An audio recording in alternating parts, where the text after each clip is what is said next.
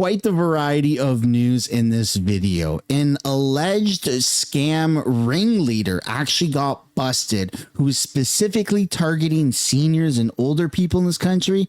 How despicable, like how gross of a person do you have to be to try to take advantage of vulnerable people like that? It's just disgusting. So I'm glad to talk about this person's empire absolutely crumbling in this video. Also, we're taking a look at tariffs and how the most recent tariffs are affecting Canada, how Liberals are now worried because, well, Mark Carney's announced that he's making massive cuts to the government, not social programs, which means the public sector is getting cut. But how could that happen? Mark Carney wouldn't possibly do that. Turns out he is.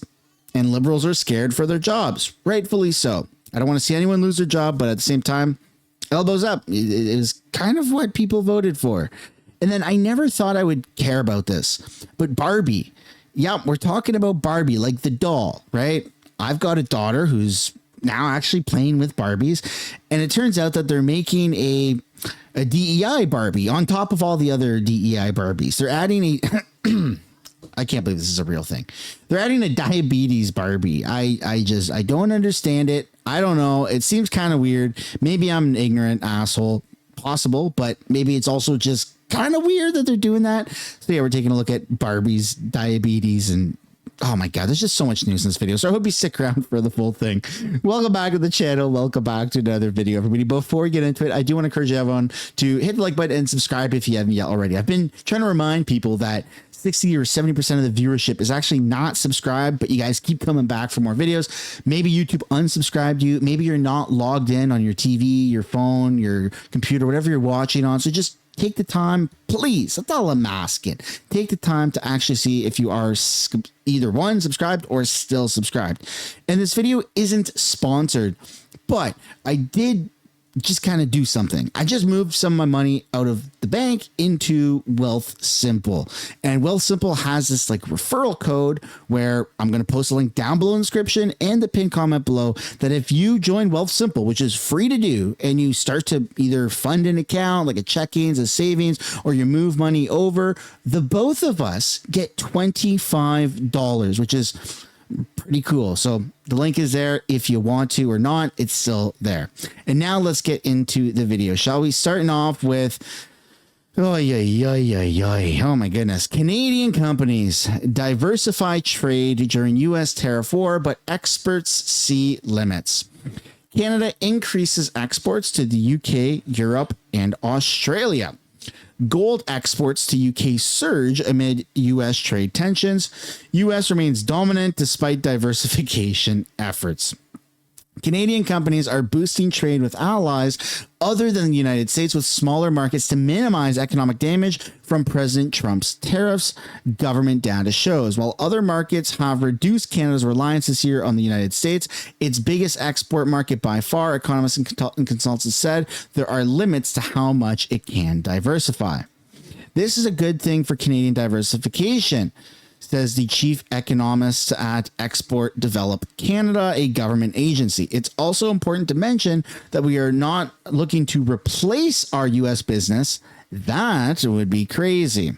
For some reason, I feel like that's a lie. I feel like you are looking to replace your American business. But anyways, Canadian government data shows exports to U.S. dropped by 10 percentage points to 68% of exports between May 2024 and May 2025. So even though it's not necessarily a whole lot right now, it does seem like Canada is actually trying to get off of American independence. And some people agree, some people disagree. I personally have a bias. I worked in the military. I didn't work in the military. I was in the freaking military, and I worked a ton with American military, American soldiers, and I like Americans. I don't know. I've also spent a good amount of time in America outside of the military, just enjoying my time, and I've made a lot of friends in America. And everyone has like a friend or family member, either direct or extended, that is in America or like related to an American. Like what I'm trying to say is we're all kind of meshed together. And so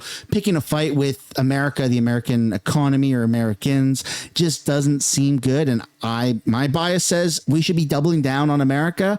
It's kind of like the West versus the East right now. And even though Europe and UK and Australia are allies, we need to make sure that we're better here so that we could fight off the biggest threat. And that's not America. That's China and Russia and North Korea and potentially India and Brazil and a whole bunch of other countries that are kind of bad. Right. So that's my bias. That's my opinion. But I would love to know yours. Now we're taking a look at this really sad story of how 3 people apparently got stabbed in a targeted attack at the Calgary Stampede Midway. New this morning, Calgary police are looking for witnesses after a stabbing on the Stampede Midway sent 3 people to hospital. Police say officers arrived and found a man in medical distress. He was taken to hospital in life-threatening but stable condition. And not longer after that, police responded to 2 other calls involving a youth and a man. They were also sent to hospital in serious but stable condition. Investigators now believe that all 3 were victims of the same assault that took place on the Midway. An officer says that they have CCTV video and are confident that arrests will be made. Police believe this was not a random attack. As we learn more about this, we'll bring it to you here on CTV Morning Live. Yeah, so it was targeted. It wasn't just random. So don't worry, everybody. You're safe as long as you're not a part of a gang or whatever. If you're at the Stampede, it's okay. That's just kind of weird. Also, I thought they had, safety nets for this. I thought there was proper screening to make sure that you couldn't bring weapons into the Calgary Stampede. Yeah, it's just weird all around, and I hope everyone's okay. Nissan says that it has halted U.S. production of 3 models sold in Canada. Ruh-roh. So on July 10th, Nissan Motors has suspended U.S. production of 3 vehicle models for Canada amid mutual tariffs imposed by the United States and Canada on auto imports, the automaker said.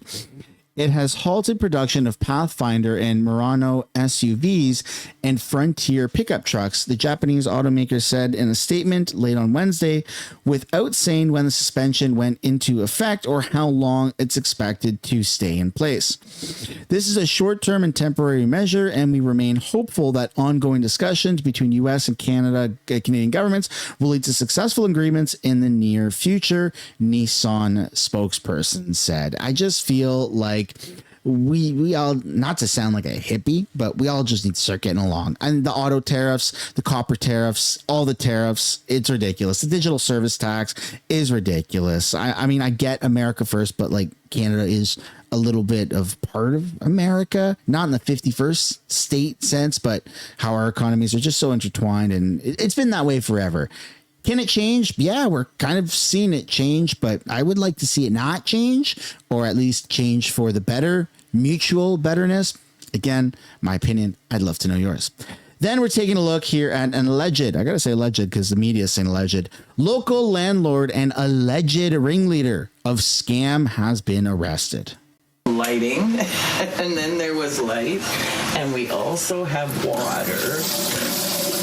No problem. Senior citizen Wendy Nichols doesn't worry about her utilities going off anymore, especially now that her former absentee landlord has been located by police. I'm very happy about him being arrested because what right does he have to do what he did? The rough estimate is a $2 million investment. He is Gareth West.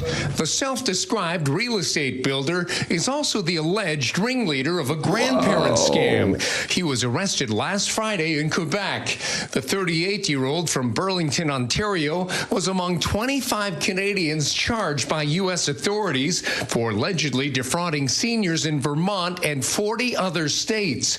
He had been on the run since March. And the lies. He came to my door, lied to my face, told me he was a Christian man, tried to buy me out up there. For tenants of 14 Holland Street in St. Thomas, the trouble began this spring when garbage stopped getting picked up. Then last month, utilities were shut off briefly until the city intervened. That was very stressful. The hydro got shut off, the water got shut off. Even though it was only a few hours for a lot of our tenants, that was a long time. Meanwhile, the experiences of tenants at a London apartment are all too similar to those of tenants here in St. Thomas.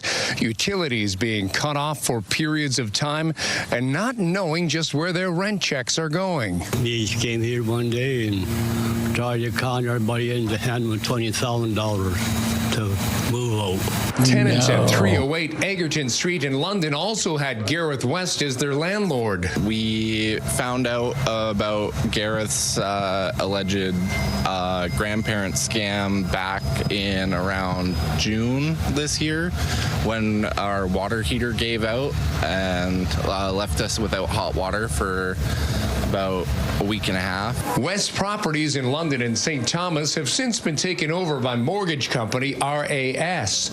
Meantime, he's being held at a detention center in Quebec pending a request for extradition to the U.S. Brian Bicknell. Trying to run away to the U.S.? Is that what I'm kind of interpreting? That's horrible, man. That is absolutely horrible. You know, allegedly scamming people like that, like senior citizens and renters and stuff like that. It just sucks. I mean, stories like that are becoming a little bit more and more frequent. I don't know if that's if the right term is used here, but slumlord, is that the right word?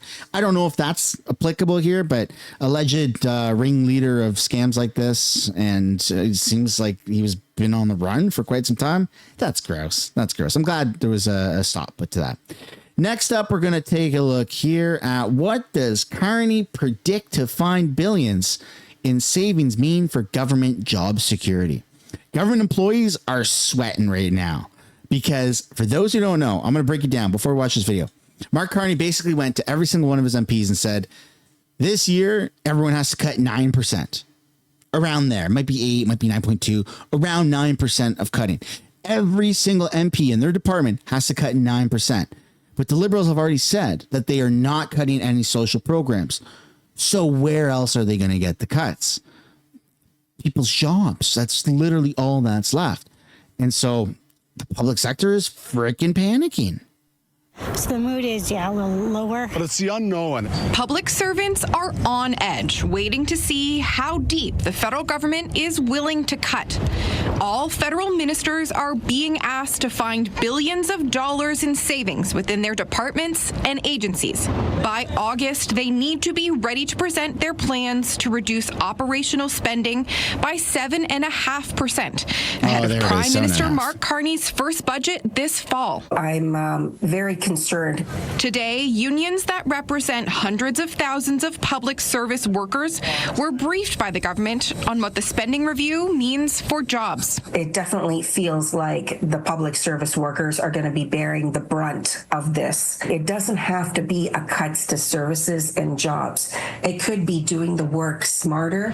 Some federal workers say the Liberals should trim management ranks, sell off real estate, and end the use of consultants to reduce costs.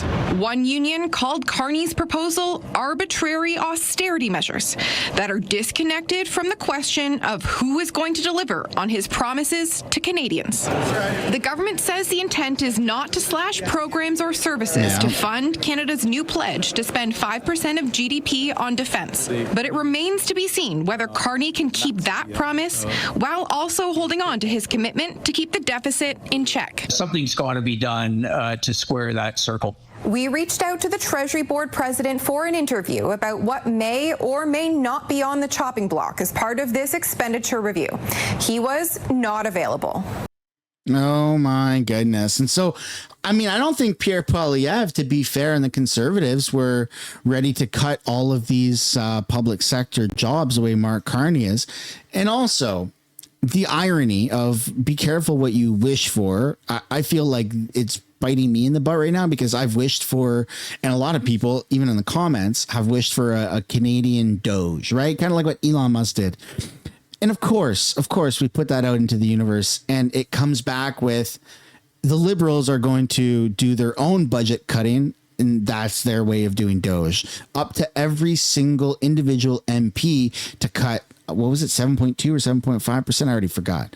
So that's, it's not a third party coming in. It's themselves cutting their own budget, which they've had 10 years to do, but never really did it successfully. Be careful what you wish for because it comes in that form. Liberal Schmuckery. Is that even a word? I'm making it up. I'm running with it. Schmuckery it is. Schmuckery of the day. Anyways, moving on here. Concerned that summer events will be super spreaders for measles. Apparently, there's a bit of a spreading of the measles going on in Alberta. Uh-oh.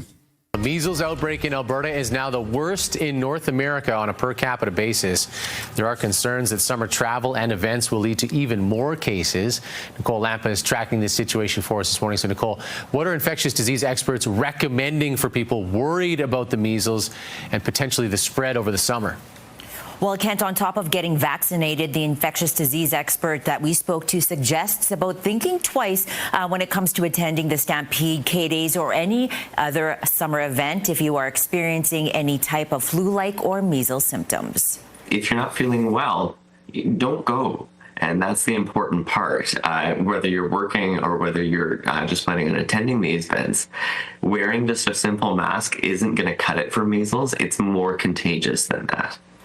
New numbers show there are now 1,246 cases in this province. Ontario has 3 times more people and has reported more than 1,900 measles cases. Since October, the U.S. has just under 1,300 confirmed cases. Former Alberta Chief Medical Officer of Health, Dr. James Talbot, says Alberta has even outpaced India on a per capita basis.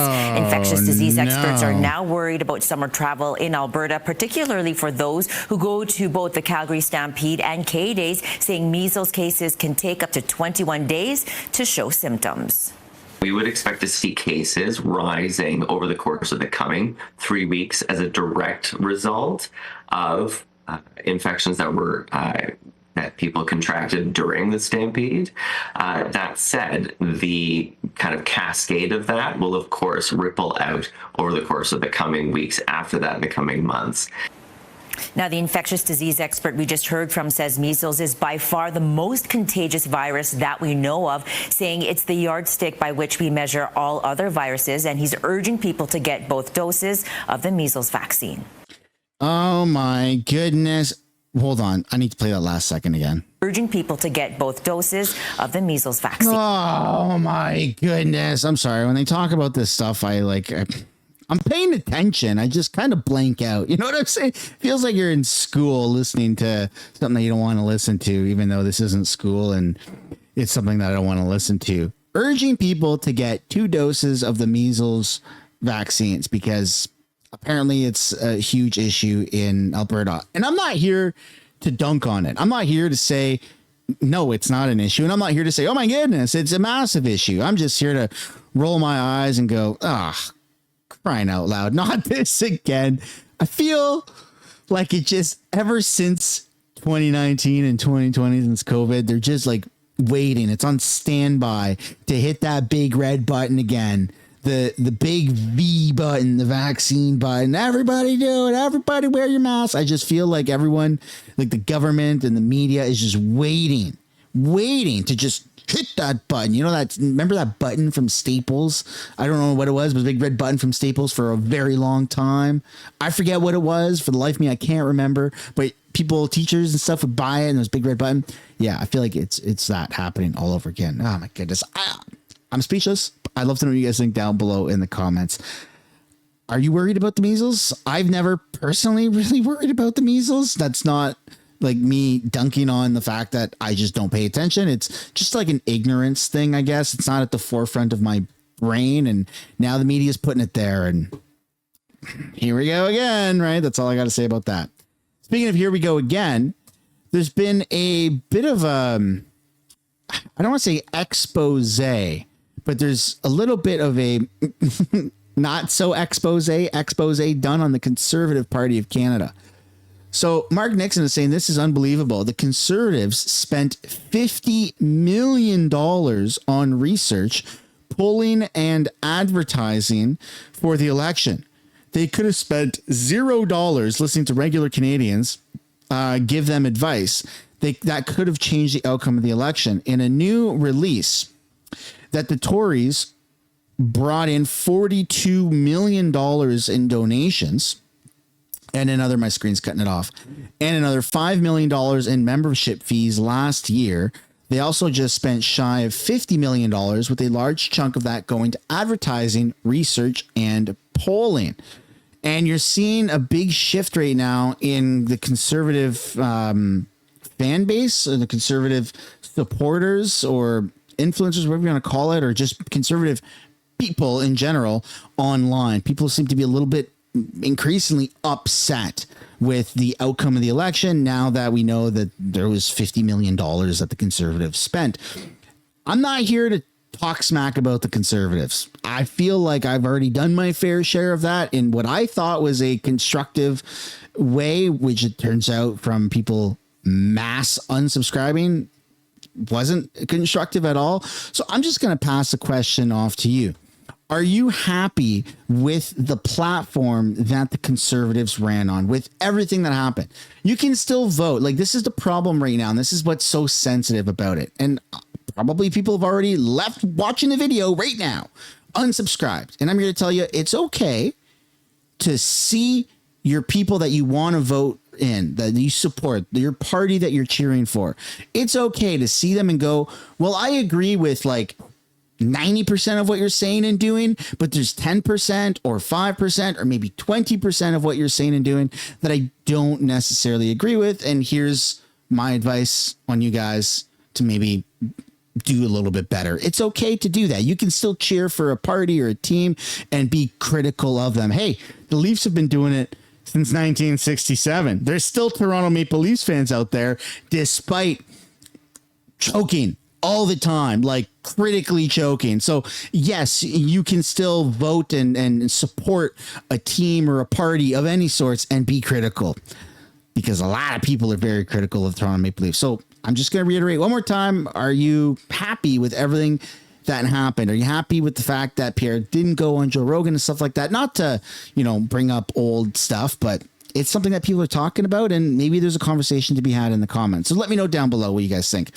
And now we're taking a look at diabetes Barbie. Oh my freaking goodness.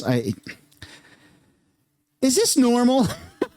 Am I a bad person for having this reaction to diabetes Barbie? Type 1 diabetes Barbie. Mattel has released the first ever Barbie with type 1 diabetes. The Barbie comes with accessories like an insulin patch, glucose monitor, and insulin pump. Mattel says the goal is to raise awareness and help kids living with diabetes feel more confident. As part of the release, Mattel also made a one-of-a-kind doll of model Lila Moss, who lives with diabetes. Okay, so there you go. I mean, am I a bad person for having that reaction? I'm not dunking on it. I don't think I've dunked on it. I'm not saying it's like a horrible idea. I'm I'm at a loss for words, for one, and two, why am I a bad person for like questioning this? I don't know. I'll just move on. Call me an asshole down in the comments if it makes you feel better. It is what it is. Next up, we've got the Canadian dollar hits a 12-day low amid broader gains for the greenback. What? Mark Carney, this messiah banker dude, is not doing so good with our dollar? Uh-oh. The loonie was trading 0.3% lower at 1.36 per US dollar, or 73.02 US cents, after touching its weakest intraday level since June 27th. I remember when Trudeau announced that he was going to resign and step down, the dollar went from like 68 cents to like 69 and a half. Like I think it spiked up because people were so happy that Trudeau was going to leave, that the foreign exchange, or however the currency fluctuations work, was a positive for the country. And all I can hope for is one day our dollar gets a little bit stronger to be more on par with the American dollar. I don't know. I know there's quite a few conservatives out there that are rooting for our dollar to tank, for America to take over, for us to be the 51st state, and dollar for dollar, our money would be swapped out for USD, which might line a lot of pockets of people in Canada, but I don't know. I'm holding on to a little bit of hope for now. And as we can see here, the S&P 500 is hitting an all-time high. So stocks are up, the markets are green, everything is very, very bullish right now. Yeah, there's a lot of stuff going on, folks. A lot of good stuff apparently going on, except for this. except for this: tariffs on copper, which is funny because the tariffs weren't actually supposed to be for Canada. They're for China, but Canada has such a weak deal with America that we're getting collateral emotional damage from these copper tariffs. U.S. President Donald Trump is planning to bring copper into his trade war. We did steel, as you know, they're 50%. We did aluminum, 50%. Lumber just came out. And that's copper. And we did cars. And now today we're doing copper. President Trump says an announcement on a 50% copper tariff will come soon, and that could cause trouble for Canadian producers. The United States accounted for more than half of Canada's copper exports in 2023. Copper prices jumped after Trump's comments. Oh my freaking goodness. Anyways, we're all doomed. Everything's going to catch fire this summer. We're all going to lose a bunch of money. Barbies of diabetes variety are coming out, and I think that summarizes everything.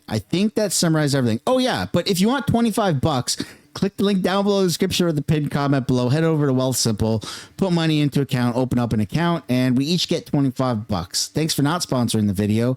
Hit the like button, subscribe, and see you guys in another one. Bye for now.